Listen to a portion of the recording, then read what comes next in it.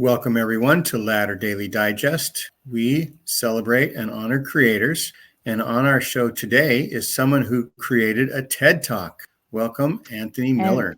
And a very good friend, I also want to say. And a very, very good friend. We love Anthony so much. We didn't want him to come on our show when we had 12 subscribers. We wanted to have 14 before we brought him on because we wanted him to get exposure. Yeah. And Thank you for having me. So we're going to talk today about... TED Talk?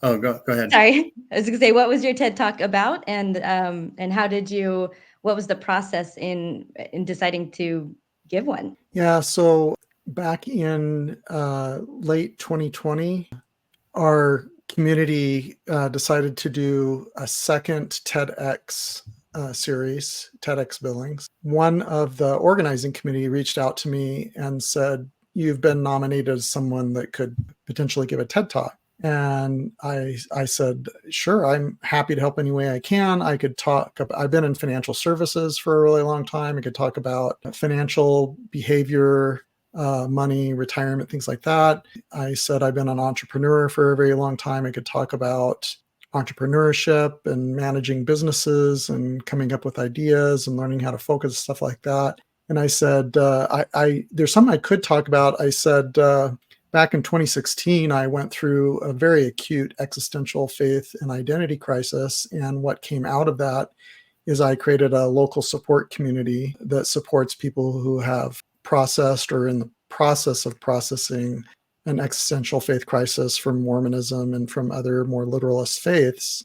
And the response was, we want you to do that. We want you to talk about that because the theme of this TEDx Billings is about supporting people and efforts in our community. And so that sounds perfect. That's how I was recruited, and that's how I ended up giving my TED Talk. I came up with the title of my talk to be Thriving and Building Community After a Faith Crisis. So that was about how long before you actually had to give the talk? Is that the first thing you did is come up with a title?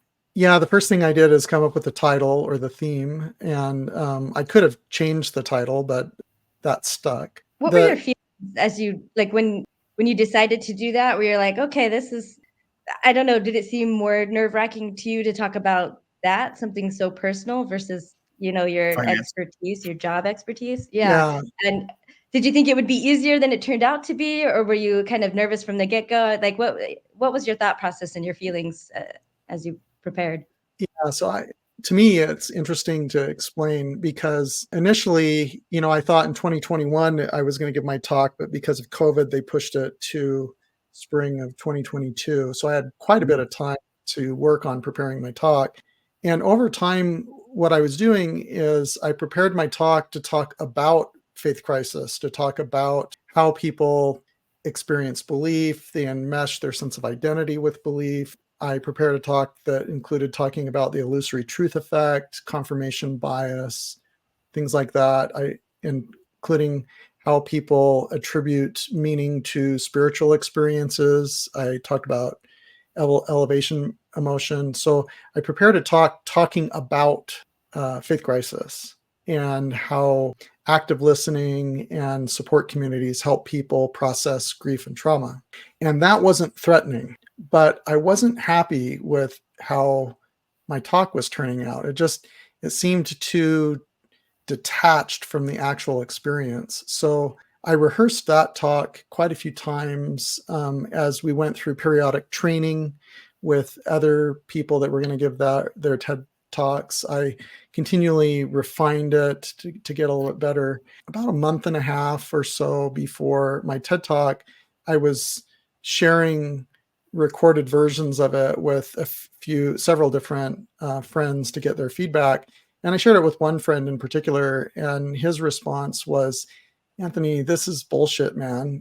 You're doing this wrong. What you need to do is take people by the hand and walk them through the actual experience of you might as well be talking about retirement stocks and bonds." Yeah, right. Yeah, it's gonna be boring, right? And so I'm like, I don't know if I can do it. And so with less than, a month and a half, maybe even less than a month before I gave my TED Talk, I totally scrapped what I did before and I rewrote it and refined to be the version that you all have seen if you've watched it on YouTube or on the TED.com channel. Yeah, you mentioned they had training. Yeah, we had several. One of the people that gave his TED Talk is a professional speaker and coach for professional speaking. And so his group provided training for us for free. And it was absolutely fantastic group training. And to talk about, for example, how many images you use. And if you'll notice in my TED Talk, I only have 2 slides that I use with images. And there aren't any words on the slides.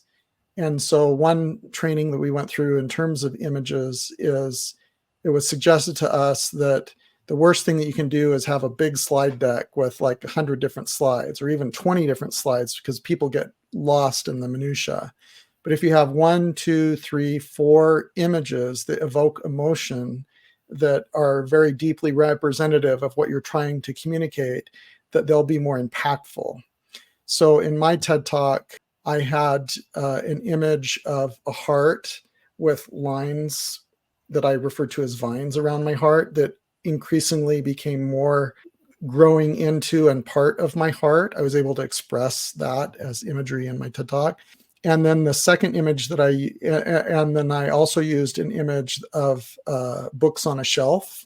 And then the second slide that I used had an image of a ripped apart, tattered heart when all the intertwined vines and layers of meaning were ripped from me, as well as an image of, I believe it was hands together in terms of community. So that's one thing that I got from that particular training.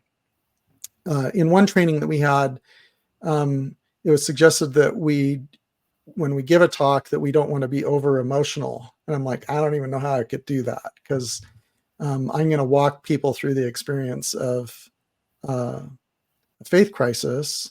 And I don't know that I can do that without getting emotional. So there were other things, like one thing that we were told is they wanted us to have rehearsed our talk word for word by memory at a minimum of 100 times prior to giving our talk. And that they wanted us to learn our talk in pieces, so that if somewhere along the line we got stuck or lost our train of thought, we could pick up at the next piece, rather than if we learned and memorized our whole talk and then somehow got stuck, then we'd have a hard time going back and figuring out where to pick up and start again. Things like that. They were really helpful. Yeah. So, and what was the response? Yeah, go ahead. So the response to my talk was, before I gave it, there were 5, 6 people that I shared different audio clip versions to. Like I shared my talk, an audio version, with one of my active believing friends locally. I wanted to get her feedback on how she thought active believing members of the church would respond to it. She was actually very supportive and gave me positive feedback. I shared it with a few other people. One person in particular that I shared my TED Talk with, he spent quite a bit of time with me pulling out more emotion in terms of the process of leading people through the experience. So they helped me along the way. The response to my TED Talk the day I gave it was pretty powerful. I knew that, from beforehand, I knew that I was going to have a vulnerability hangover in terms of reliving some of the trauma of my faith crisis on the stage.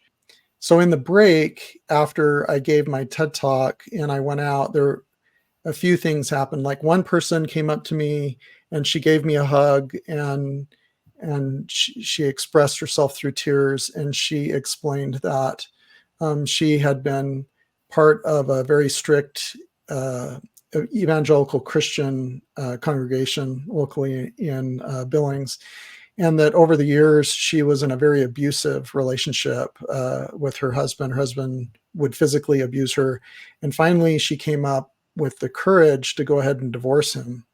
So she did. But in the congregation that she was in, her parents were in it also, the reconciliation of scriptures are that the only valid reason for divorce is adultery. So when she divorced her husband due to abuse, she lost her community. She lost her relationship with her family because she was excised from the congregation. And that put her in a position that put her in a faith crisis, because her enmeshment of her community, her beliefs and everything, and the meaning that she attributed to God were all enmeshed with that. I had no idea that me sharing my TED Talk would be something that would give voice to this woman about her experience, because she was in the dark night of the soul of a faith crisis from her being kicked out, basically, from her evangelical community for doing the right thing and divorcing a husband that was physically abusing her. I had other people during the break similarly. One in particular was a teenage person who was there because TEDx Billings gave tickets to some of the local high schools. And this teenage person came up to me who is in an LDS family and expressed that that person that spoke to me was in faith crisis in the dark night of the soul. They had actually watched my Mormon Stories interview, and they were having quite a bit of difficulty because the way their parents were responding was restricting access to the internet, because they blamed their child's faith crisis on the internet. And this person, was in the dark night of the soul, really appreciated what I shared that day. And so I had multiple people like that talk to me during the break. The result of that is I didn't experience any vulnerability hangover from my TED Talk, because if I had only given my TED Talk for just one of those people to give voice to their experience and help them feel seen and heard in their experience, it was worth it. And so that was surprising to me, of how much my talk would resonate with people who had never been Mormon, or with this teenage person, high schooler, who was Mormon. About how many people were in the congregation where you gave the talk at, and what kind of facility was it? It was called it's called the Babcock Theater. The Babcock Theater, I think probably holds, I don't know, 180 people. And it was probably half full because we were still dealing with concerns about COVID. Yeah. Several local people come to support me. I had one friend even drive up from Utah to see it there live. Yeah, it was great. But I got a standing ovation. It was very emotional and very worthwhile. Thanks for sharing that. Thank you. Anything else you'd like to share about the experience, or advice maybe? Yeah, I would definitely say it's worth the experience of preparing for and giving a TED Talk can be pretty stretching, but I think it's worthwhile. Giving a TED Talk that has a lot of emotion in it is pretty difficult. Once you do something like that, it lives forever on the internet. Right. And there's a time limit too, is that right? Yeah, the time limit is, I think, like 18 minutes. They wanted us to do 12 minutes or less, and then the main platform, more recognized individuals, they wanted to use 18, and I told them I can't fit it in 12 minutes. And in rehearsals, I was able to get it to 15 to 16 minutes. Ended up being closer to 17 or a little over 17, but they were happy with that. Did you rely on your experience as a Sunday school teacher at all? Oh, for sure. Help you? Yeah, for sure. Yeah. So I had done public speaking in my industry and in church callings and things like that. But I can tell you that getting on the stage during the first dress rehearsal, like, I had never felt stage fright like that before. And it totally took me off guard. And so it was something that I think there are people that have experience with public speaking, and they get shocked by the experience of actually getting on the stage for just even the dress rehearsal in a TED Talk, and it takes them by surprise. At least it took me by surprise. For someone growing up in Mormonism, where we're constantly put up at the front of the pulpit to bear testimony and write talks and stuff. So you would think that we would be really comfortable with that. So that's what you're saying, right? That it's Yeah, this is a bit beyond the pulpit. Yeah, even someone who's pretty comfortable with public speaking, giving a TED Talk's a different experience. Yeah. Yeah, makes sense. And then at what point did it start to go kind of viral? I mean, the response was really strong that day, and the feedback that I got from people over time that attended that day, it was on, I think it was on March 5th. And then by, I think the third week of May is when it came out on YouTube. So they video it with several different angles, and they record it. And then the local TEDx group has a video editor that kind of puts it together, and we give them feedback on anything that they want to edit out or something like that. And then they send it to YouTube, and then it publishes. In this case, it took 2.5 months about between the time I gave the TED Talk and the time it hit YouTube. And my wife and I were on a vacation trip. We were driving our truck and truck camper up the Pacific Coast Highway in California, and I got notice that it was gonna publish on YouTube while we were on that trip. So I reached out to John DeLynn, and I'm like, I expressed, if you want to kind of premiere my TED Talk and then do a podcast episode talking about it, I would be happy to do that. And I sent him a copy of it, and he's like, absolutely, we want to do that. So I remember that. While we were on the trip, I'm like, how do I find a place to be able to do a podcast episode? And I found a place, I think it was in Oregon, as we were driving home, a hotel that would let me rent a room. The echo was super bad. I was super disappointed about it. I should have gone earlier and made sure there wasn't echo in the room. But we did it live on Facebook and StreamYard and YouTube. The YouTube cut out partway through strike because of the strike, copyright. Yeah, so we had to split that into two, but it stayed up on Facebook. But the response to that podcast episode, I was watching that, and this was before I worked for Mormon Stories. So when I had thought that this had happened, especially with TED Talks, especially because it is proprietary, and I think they do a lot to protect their brand. And so, when you and John were saying that you were just going to go ahead and play the whole thing, I was like, oh no. So I was trying to, but then I also wasn't sure. I was questioning myself, and I was like, John, he probably knows, so it's probably fine. Yeah. But maybe not, maybe I'm telling them something that's not true, or anyway, I did try to send some messages out like, I think you need to cut in and comment, and then, at least do, break it up a little bit. And, but I didn't have John's phone number at the time. So I think I was trying to text RFM and try to do this whole thing. Cause I was like, I think I'm trying to save the show, and I don't know if it's gonna, and then when it shut down, I was just like, that's what happened. But anyway, in the end, it turned out okay, because he just released it as two different episodes to cut it in half. Yeah. Right. The rest of this show, we're just going to call it the Ed Talk that Anthony gave. So that way we don't get a copyright restriction. Right.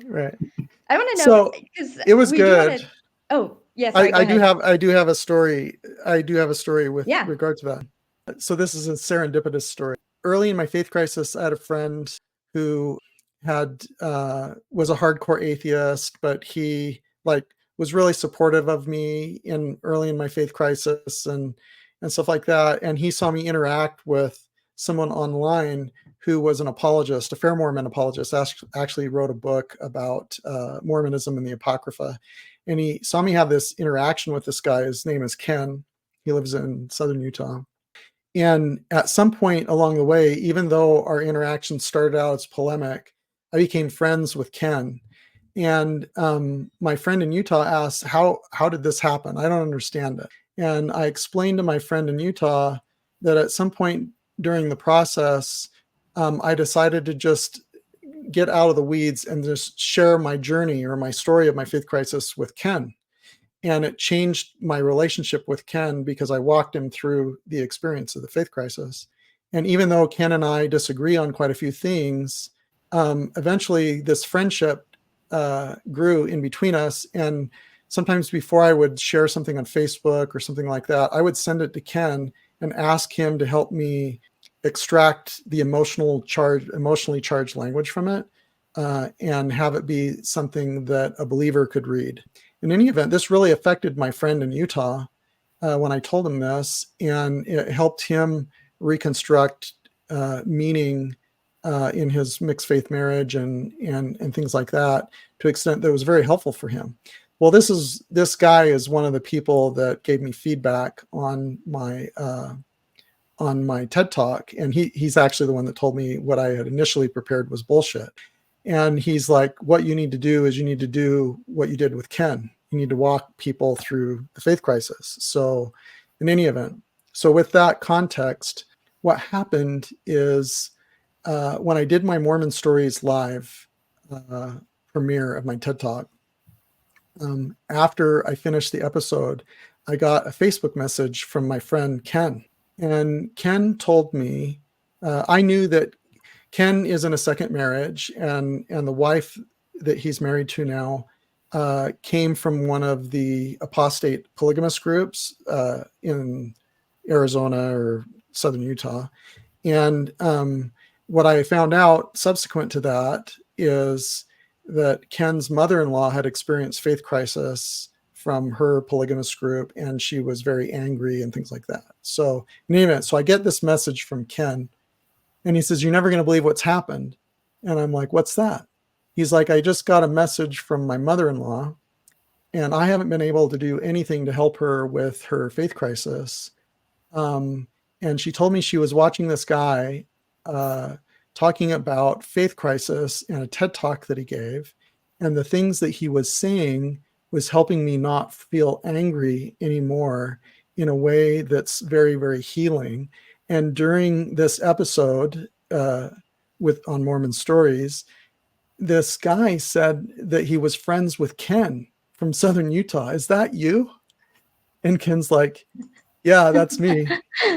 And my friend Ken, when he messaged me this, Wow. he's like, "What do you think that is, Anthony?" And I'm like, "I'm not going to tell you it's God. Like, I don't know what that is, but it's That's certainly serendipitous." Something is true.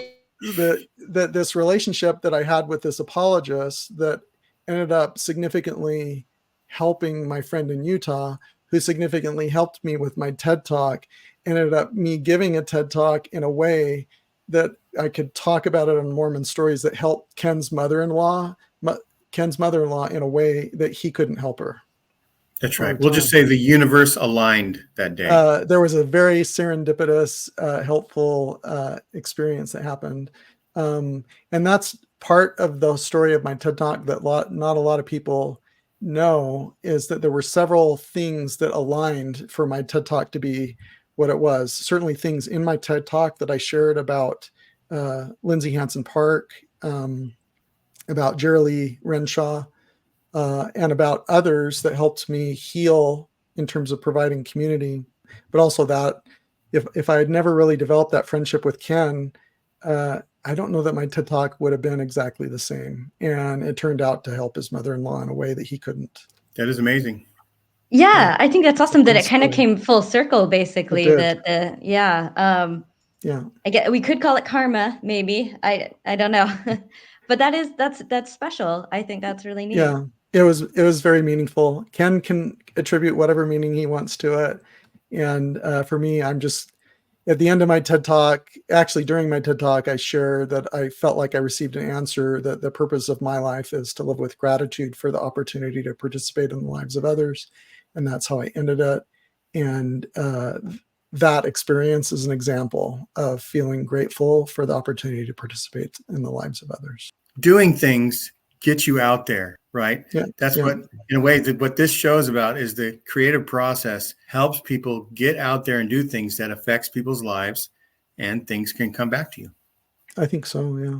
Is this where the decision to start a podcast comes in, or had you already started that?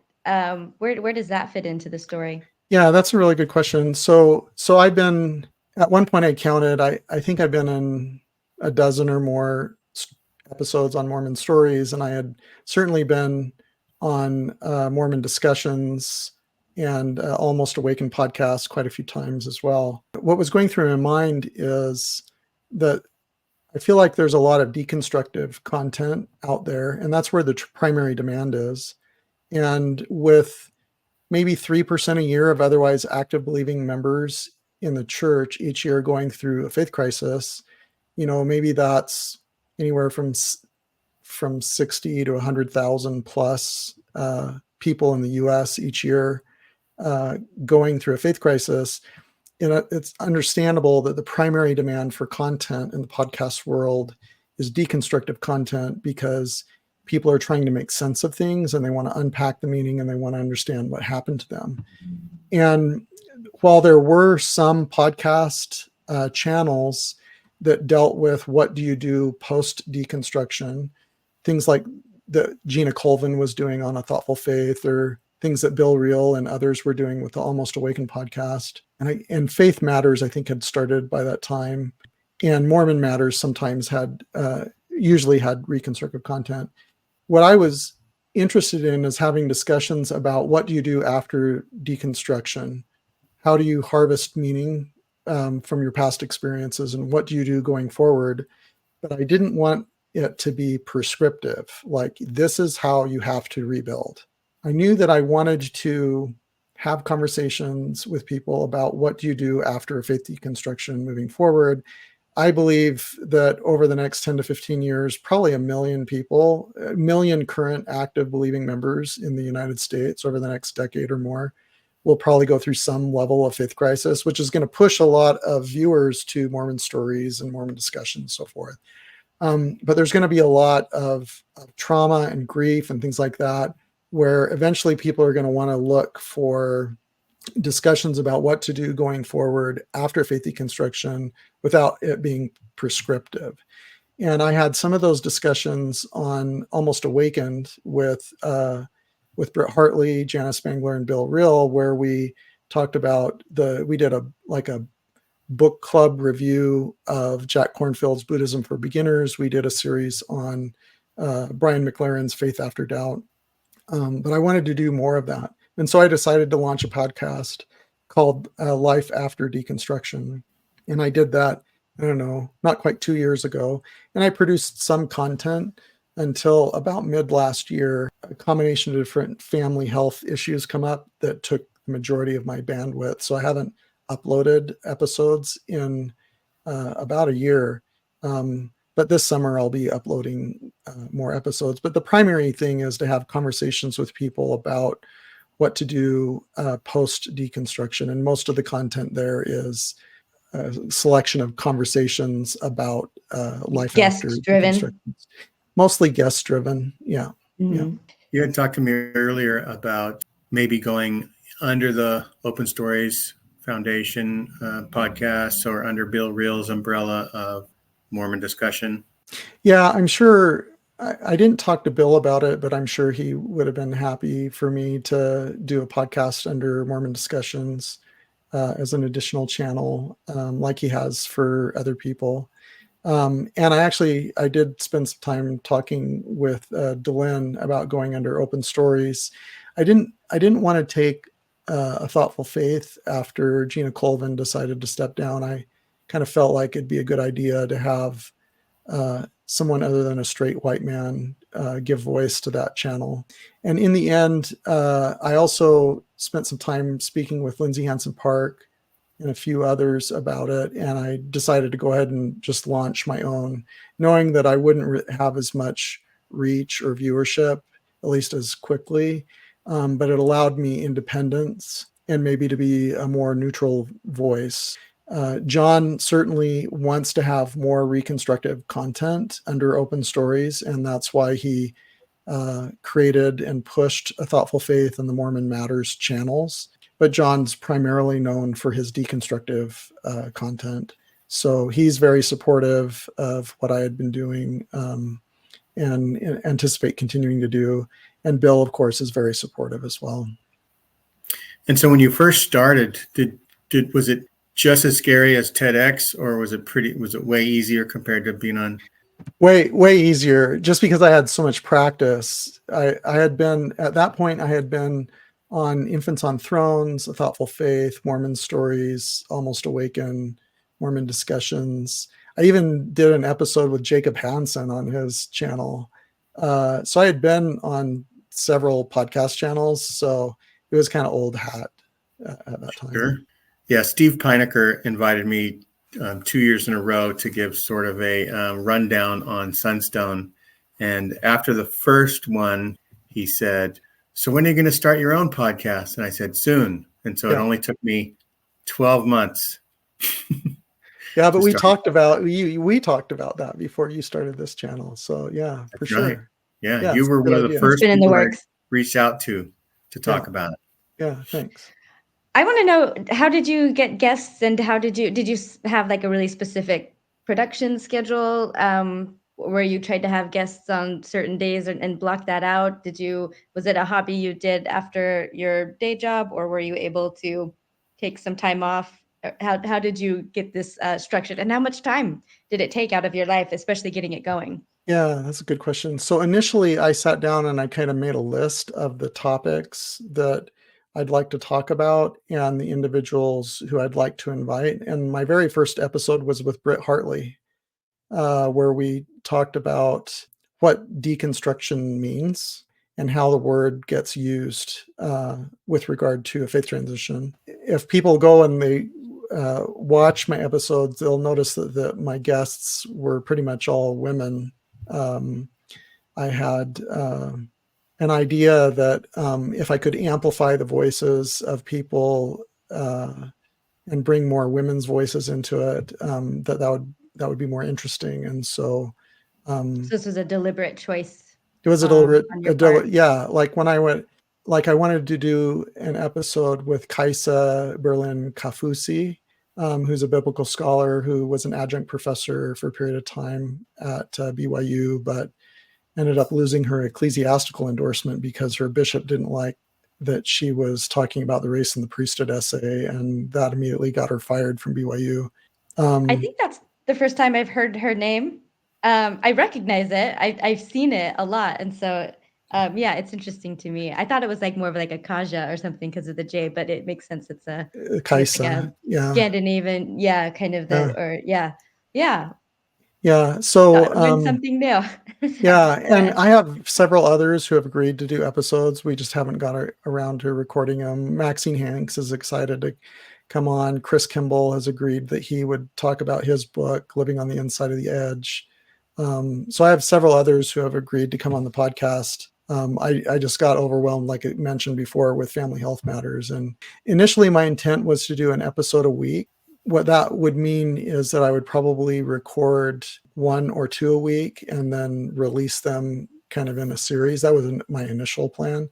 As far as the schedule goes, I planned my life so that I could retire when I was 55 years old from my financial services business. Because the way I read my patriarchal blessing is I believed that I needed to spend the rest of my life serving missions for the church. I'm 57 now, so I'm past age 55. So last year, I actually decided to drop to half-time in my main business.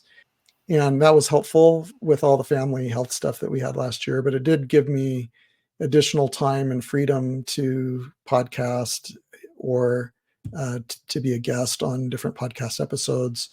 And then last year I had a pretty heavy, relatively heavy to what I was used to schedule in terms of speaking at different events.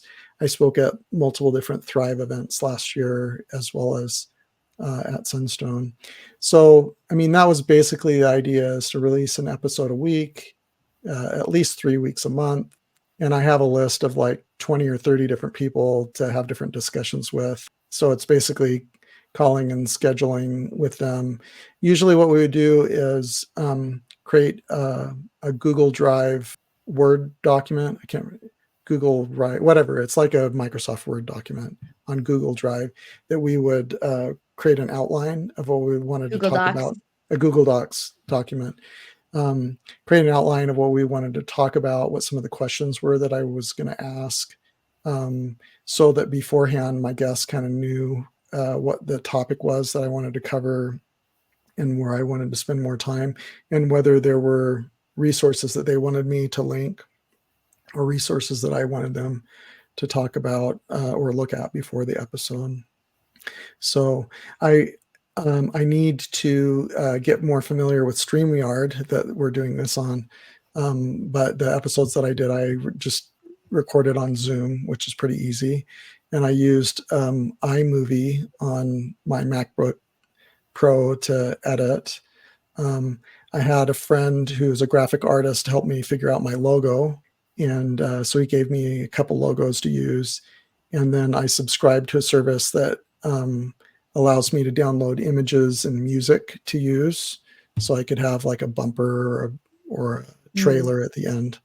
License free, or at least like for commercial use. Yeah, for commercial use. Yeah. So that's how I did it.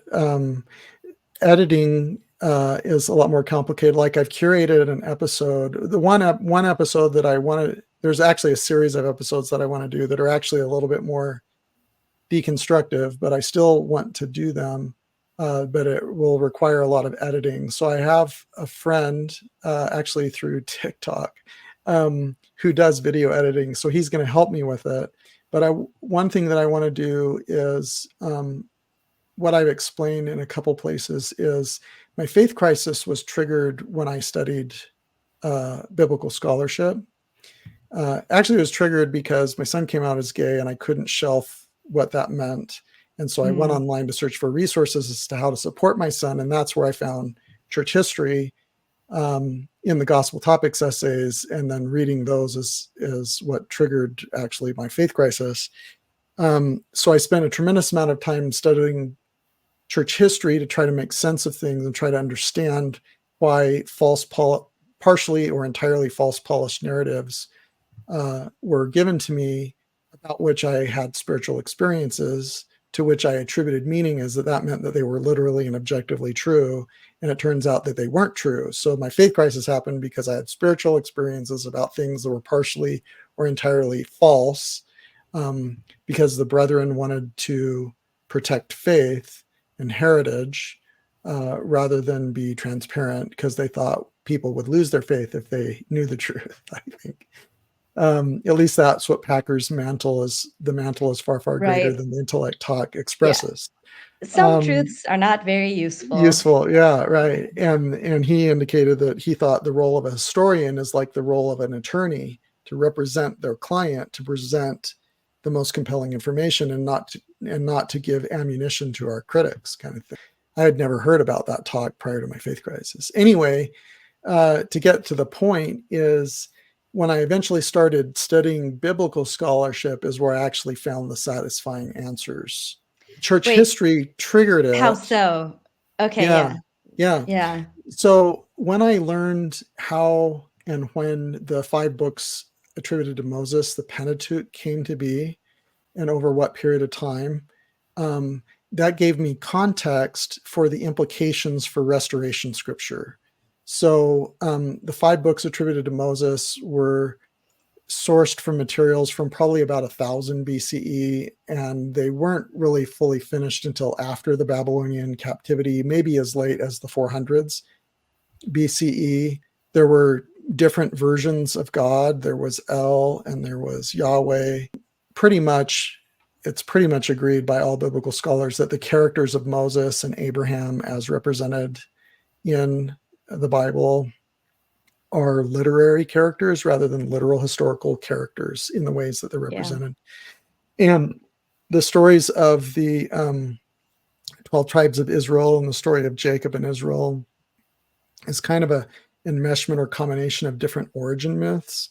And they're actually not literally historical. There were more than 12 tribes in Israel. There was no Exodus. There was no massive exodus. There might have been some that Levites was something that troubled me. It was just learning. It's kind of the same problem we have with the Nephi and Lehi and his family leaving and being in the wilderness. There's just, well, actually, it's way worse, because you have massive amounts of people in this really tiny peninsula for 40 years, and there should have been just massive amounts of garbage. That's what archaeology is right. Shoes, pottery shards, everyday things. And there's pottery shards, but they can't be traced to an exodus. And so And I think a lot of people think that is historical, that there's at least a historical basis for Hebrews being in Egypt, and that the pharaoh's based on a real pharaoh, and even if you're like, I know people who are more, I guess, skeptic minded would still think maybe there weren't frogs or the river turned to blood, but something happened and this group of people did move on. That's right. But there's not evidence that group of people was there. It had to be true. I felt good when I saw Charlton Heston play Moses. Right. Right. Yeah. So that's kind of, I was going to say biblical scholarship was kind of what got me out too. I had dabbled in it when I had studied in Jerusalem for a bit, and and then I just kind of came back to it, and I feel like the beginning of my faith crisis was starting, but I didn't want to face it. I wasn't ready to even admit it to myself. And so biblical scholarship seemed safe because I wasn't diving into the Mormon specific stuff that I knew might trouble me. And I thought if there's anything in the Bible that troubles me or doesn't seem to fit, like it can just fall back on the translation errors of men. Something got mixed up along the way. Ours is translated correctly.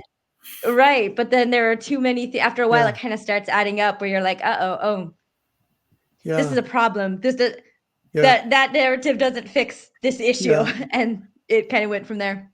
Yeah. So the Pentateuch, the 5 books attributed to Moses, being non-historical, at least in the ways that the characters and the stories are representative, have significant implications for restoration scripture, right? The books of Moses, the books of Abraham, book of Abraham, D&C 107 about the restoration of the priesthood, is reliant on literal historical Adam through Noah in North America.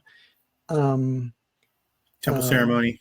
The Book of Mormon is very heavily reliant on narratives about the lost tribes and things like that, being a literal historical event and stories.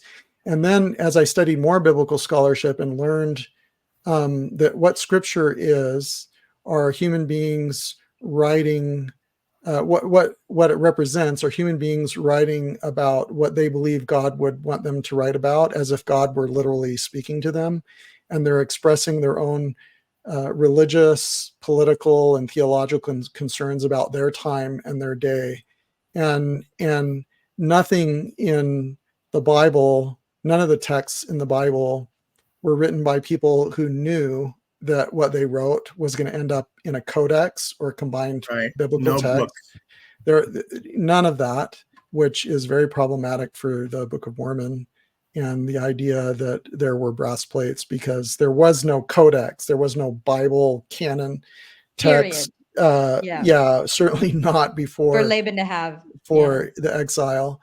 And a lot of the problems that they were dealing with historically were agricultural based. Yeah. And so it was lots of dance and lots of ceremony that had to do with the seasons.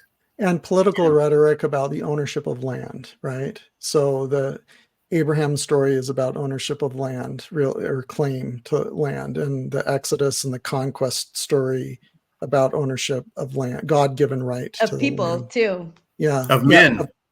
Right. Yep. And as I studied Isaiah and realized the problems with Deutero-Isaiah and the recognition that Isaiah was never, ever intended to be direct prophecy about Jesus. Never. It was about Isaiah was about what was happening in the times that the writers were writing or redacting Isaiah. I learned about the book of Daniel and where prophecy exists in the Bible and it comes true, it's backdated prophecy about things that already happened. So Isaiah, the book of Daniel was written maybe in the 160s BCE as backdated prophecy about things that already happened.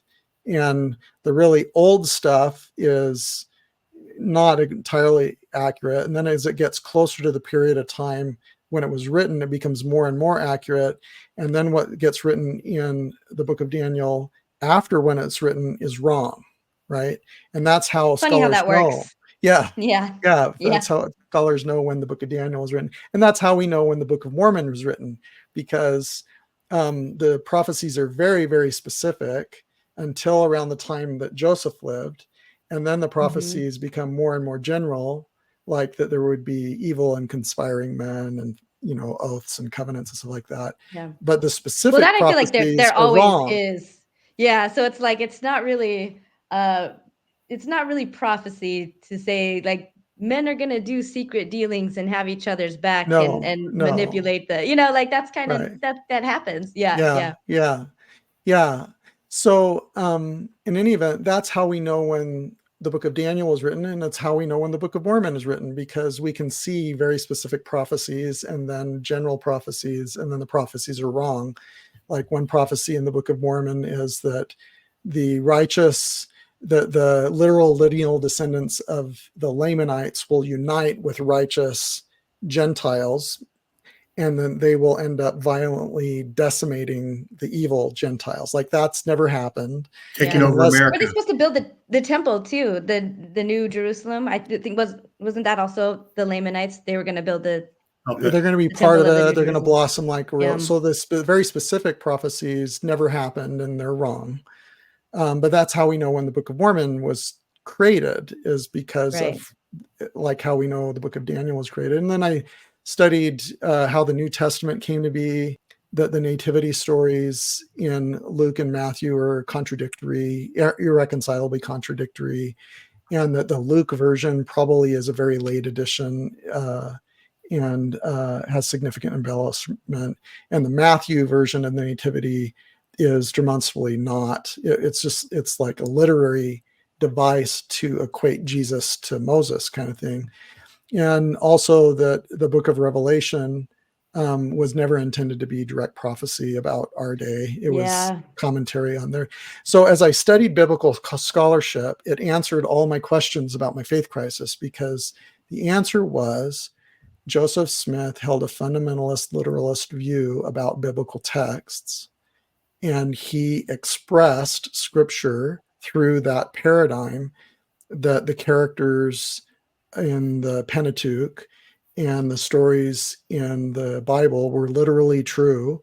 And so he enmeshed those things in his scriptural creations with the book of Abraham, book of Moses, book of Mormon, and the revelations in the DNC.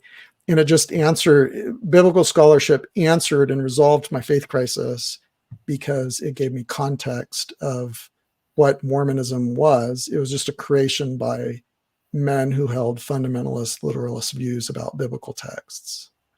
So I want to do an episode about that. And I got permission from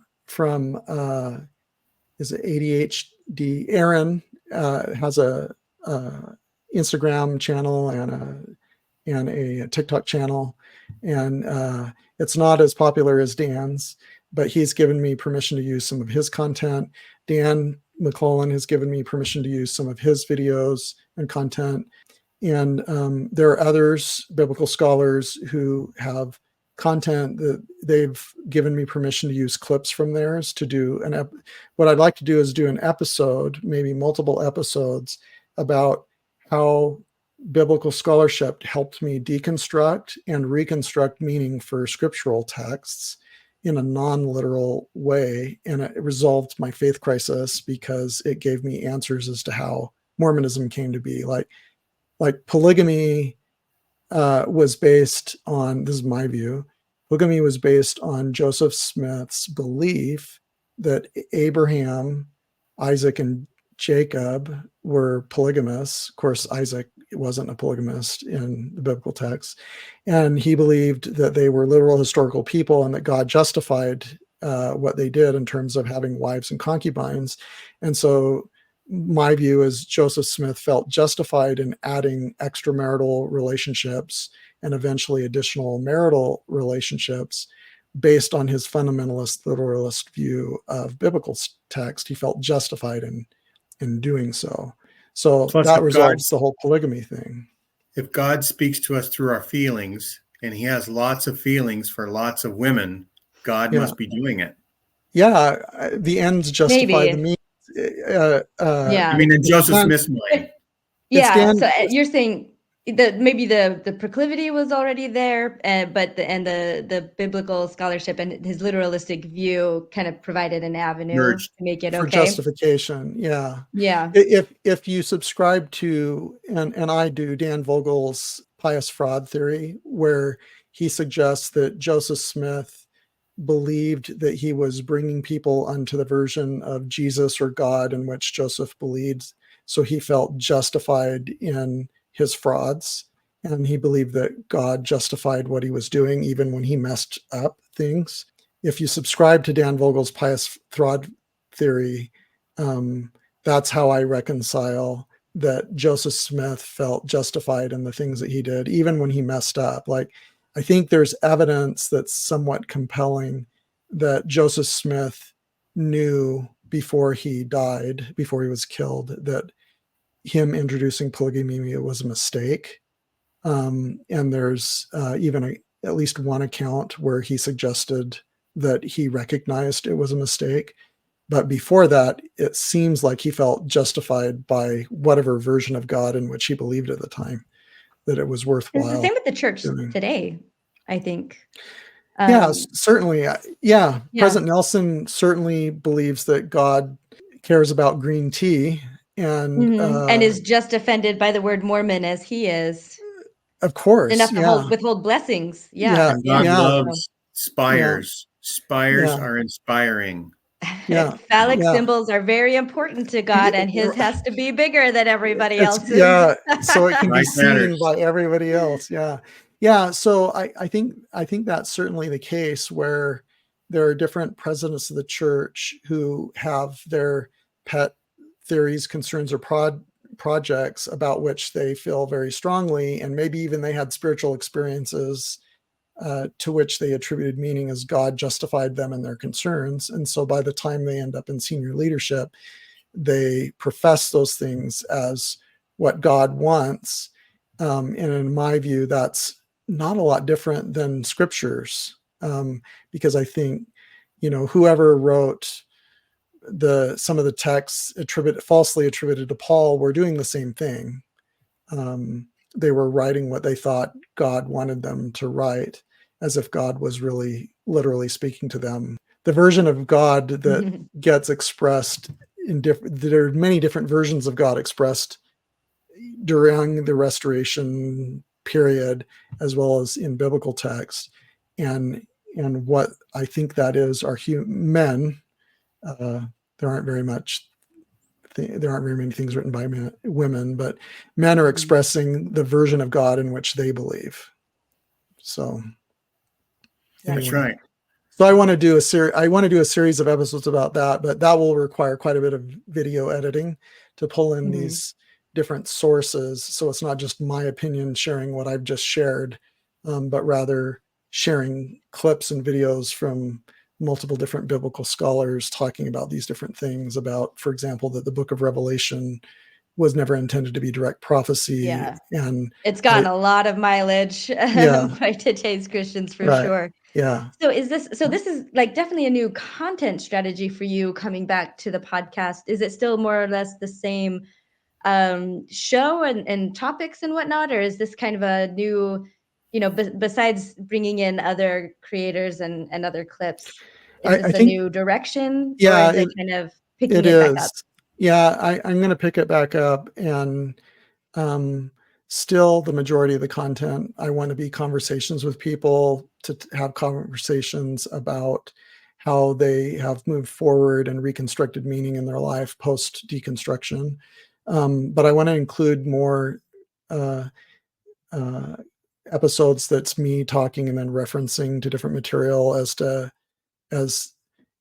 what has been helpful for me. So like I would do these episodes about how and why biblical scholarship answered my questions and resolved my faith crisis.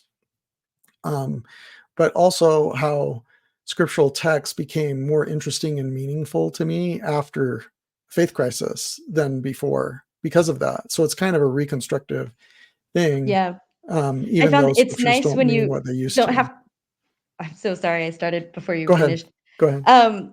No, I just noticed that as well too. You're able, and with church history as well, anything you study when you don't have like a really narrow box of where things to fit in, it makes it so much more easier and enjoyable, because I think there's kind of a sense, we have a sense when we study these things ourselves, when we have this more rigid view, that like smattered in along the text are kind of little minefields, or I guess little mines. The text is the minefield, and at any point you can kind of run up into something that causes a problem and causes cognitive dissonance and causes you to have to try to figure out how this works, or why this is different than what we talk about today, or how it really actually isn't different at all, or it is okay that it's different, or yada yada yada. So it's just, there's always potential conflict and fear involved, versus when you can just take it in for what it says. So Yeah, I would parse it as reading scriptures when you have to shelf dissonance and problems, versus nuking your shelf, never rebuilding a shelf, and studying spiritual texts or scriptural texts without having to shelf dissonance, because you're recognizing at least what biblical scholars tell you that scriptures are. So like if it's supporting slavery, you're not having to reconcile that God's okay with slavery. Right. It's like the people who wrote this believed or wanted to believe that their version of God supported what they were doing. It makes it more interesting but less threatening when you don't have to have a shelf anymore. That's right. Shelf-free zone. Yeah. Nuke the shelf, never rebuild it. Yeah. I think we've come to a good wrap-up point, unless there's any final thoughts or questions, Jean, for Anthony? No. So do you have any last parting words, Anthony? No, just thanks for being my friends, and thanks for checking in on me from time to time, and thanks for inviting me on your show, and we'll talk again for sure. Yeah. That's I look forward to the right. relaunch. All right. Thanks, Anthony, for coming on Bye, our Anthony. show. And everyone like and subscribe. Let's see. Have a good summer. We all love Anthony, and thanks again for being on our show. Bye-bye. Thank you. Thanks.